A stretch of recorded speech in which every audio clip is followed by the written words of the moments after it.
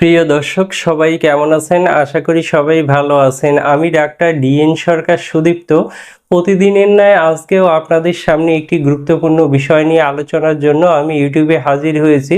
তো আজকে আমি যে বিষয়টি নিয়ে আলোচনা করব সেই বিষয়টি অত্যন্ত গুরুত্বপূর্ণ। আশা করি আপনারা মনোযোগ সহকারে ভিডিওটি দেখবেন, তবে অনেক কিছু জানতে পারবেন, অনেক কিছু শিখতে পারবেন।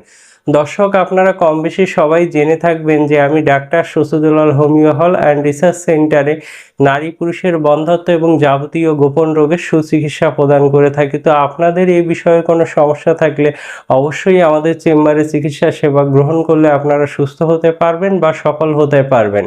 আর আমাদের চেম্বারে চিকিৎসা সেবা গ্রহণ করতে চাইলে অবশ্যই প্রতিদিন সকাল 8টা থেকে 10টার মধ্যে কল করে সিরিয়াল নিয়ে আসবেন। আমার এই বোর্ডে লেখা নাম্বারে কল করে আপনারা সিরিয়াল নেবেন, সেক্ষেত্রে আমাকে দিনের দিন দেখাতে পারবেন। তো সিরিয়াল না নিলে কখনোই আপনারা আমাকে দেখাতে পারবেন না। তো দর্শক অবশ্যই সকাল 8টা থেকে 10টার মধ্যে কল করে আমার কাছে সিরিয়াল নিয়ে আপনারা আমাকে দেখাতে পারবেন।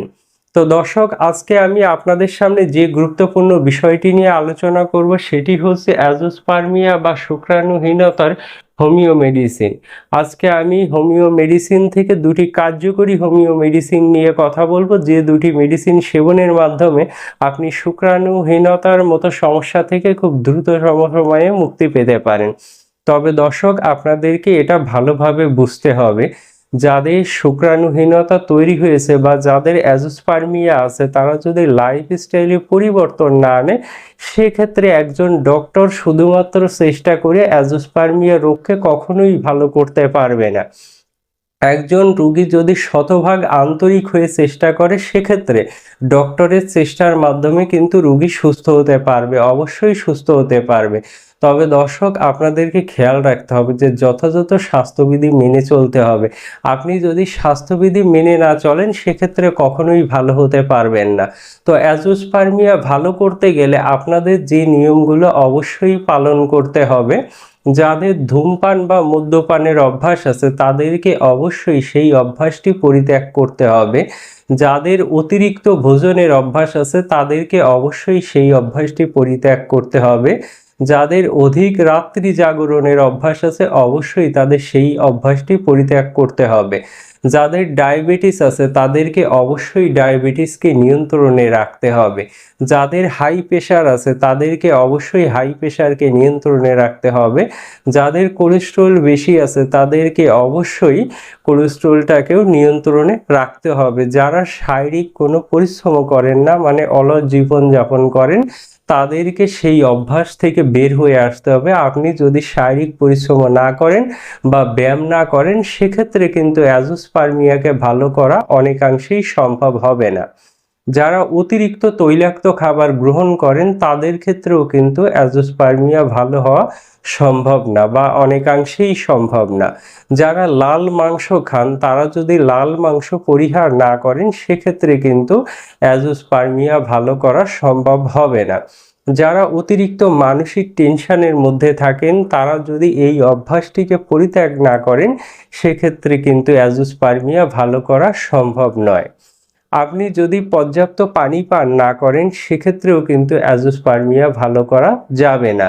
যাদের লিভার ডিজিজ আছে সেক্ষেত্রে লিভার ডিজিজকে ভালো করতে না পারলে অ্যাজোস্পার্মিয়া থেকে বের হয়ে আসা একেবারেই অসম্ভব হবে। যাদের কিডনির সমস্যা আছে বা হার্টে কোনো সমস্যা আছে, তারা যদি সেই সমস্যাটিকে নিয়ন্ত্রণে না আনে বা নিরাময় না করে, সেক্ষেত্রে কিন্তু অ্যাজোস্পার্মিয়া ভালো করা সম্ভব না। তো দর্শক অ্যাজোস্পার্মিয়া ভালো করতে গেলে অবশ্যই আপনাদেরকে কিছু নিয়ম মেনে চলতে হবে। লাল মাংস পরিহার করতে হবে, ধূমপান পরিহার করতে হবে, মিষ্টি জাতীয় খাবার বন্ধ করতে হবে, বাসার বাইরে তৈরি হয় এমন কোনো খাবারই খাওয়া যাবে না, বীজ জাতীয় খাবারগুলো একটু বেশি বেশি খেতে হবে, আর বেশি রাত্রি জাগরণ করা যাবে না। এই নিয়মগুলো যদি আপনি যথাযথভাবে মেনে চলতে পারেন, সেক্ষেত্রে কিন্তু অ্যাজোস্পার্মিয়া খুব দ্রুততম সময়ে ভালো হতে পারে। তবে অ্যাজোস্পার্মিয়া রোগ নিয়ে কথা বলতে গেলে অবশ্যই এটা বলতে হয়, সাধারণত অ্যাজোস্পার্মিয়া হওয়ার জন্য যে কারণগুলি দায়ী, বর্তমানে কিন্তু বহু সংখ্যক রোগীর মধ্যে তার একটি কারণও দেখা যাচ্ছে না, তারপরও কিন্তু সে অ্যাজোস্পার্মিয়া। তাই অবশ্যই আমাদেরকে এই বিষয়টিকে গুরুত্ব দিয়ে দেখতে হবে, এ ব্যাপারে সচেতন হতে হবে এবং যথাযথ চিকিৎসার মাধ্যমে এই রোগটিকে যথাসময়ে নিরাময় করতে হবে। সাধারণত আমরা ডক্টররা বলে থাকি যে কারোর যদি ভেরিকোসেল থাকে, অন্ডকোষে কোনো ত্রুটি থাকে, বড় ধরনের আঘাত লাগা থাকে, ডায়াবেটিস থাকে, হাই প্রেশার থাকে, কোলেস্টেরল থাকে, কিডনি ডিজিজ থাকে, হার্ট ডিজিজ থাকে, অতিরিক্ত মানসিক টেনশন থাকে বা ধূমপান বা মদ্যপানের অভ্যাস থাকে, এরকম সমস্যা থাকলে যাদের সিফিলিস গনোরিয়া হয়েছিল যথাসময়ে চিকিৎসা করেননি এবং অন্ডকোষে কোনো ব্লকেজ থাকলে সেক্ষেত্রে কিন্তু এই অ্যাজোস্পার্মিয়ার মতো সমস্যা হতে পারে। আর পরিবেশগত কারণে যেটা হয় সেটা হচ্ছে যদি পরিবেশ অধিক দূষণযুক্ত হয় এবং পরিবেশের তাপমাত্রা যদি অত্যাধিক বেশি হয় সেক্ষেত্রেই কিন্তু অ্যাজোস্পার্মিয়া হতে পারে। কিছু বিরল ক্ষেত্রে দেখা যায় যারা অতিরিক্ত ল্যাপটপ কোলের উপর রেখে ল্যাপটপ চালান অথবা অতিরিক্ত মোবাইল ফোন পকেটে রাখেন, তাদের ক্ষেত্রেও কিন্তু কিছু বিরল ক্ষেত্রে দেখা যায় যে অ্যাজোস্পার্মিয়া হতে পারে। তো দর্শক, আপনারা আমার আলোচনা থেকে এটা অবশ্যই বুঝে গেলেন যে অ্যাজোস্পার্মিয়া কেন হয় বা আপনারা কি করলে এই অ্যাজোস্পার্মিয়া রোগ থেকে বের হয়ে আসতে পারবেন। এবার দর্শক, আমি আপনাদেরকে দুটি কার্যকরী হোমিও মেডিসিনের কথা বলবো। আপনার যদি অ্যাজোস্পার্মিয়া হয়ে থাকে সেক্ষেত্রে কোনো লক্ষণ ব্যতীতই আপনি এই দুটি মেডিসিন নির্দ্বিধায় এক নাগাড়ে 6 মাস খেলে অবশ্যই আপনার শুক্রাণু লেভেলে পরিবর্তন আসবে বা আপনার অ্যাজোস্পার্মিয়া অনেকাংশে ভালো হবে।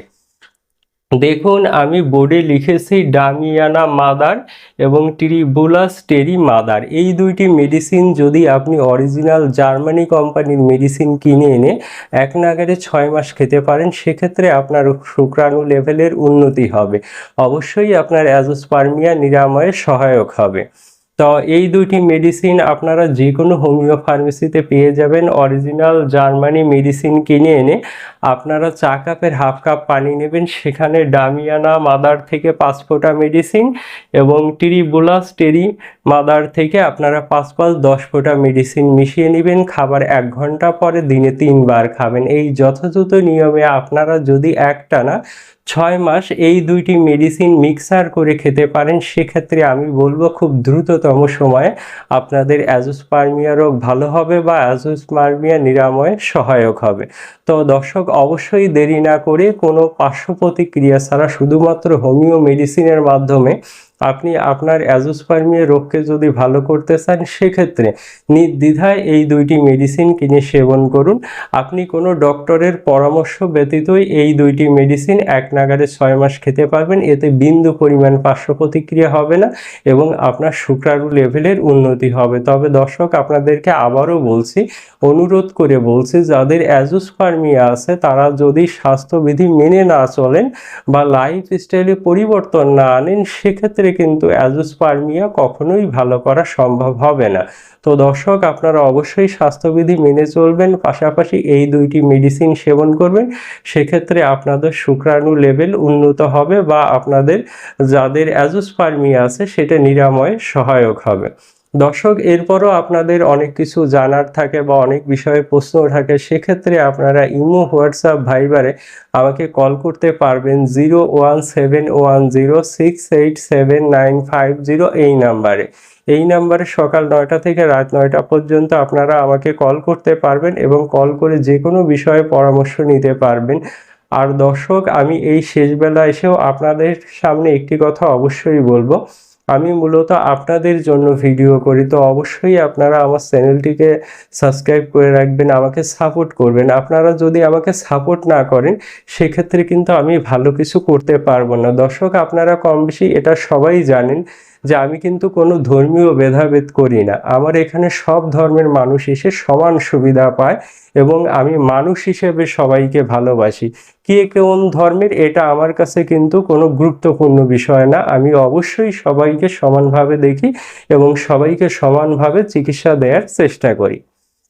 তো দর্শক ভালো থাকবেন, সুস্থ থাকবেন, আর আমার আজকের ভিডিওটি দেখে একটু উপকৃত হলে অবশ্যই আপনারা আমার চ্যানেলটি সাবস্ক্রাইব করতে ভুলবেন না। তো দর্শক ভালো থাকবেন, সুস্থ থাকবেন।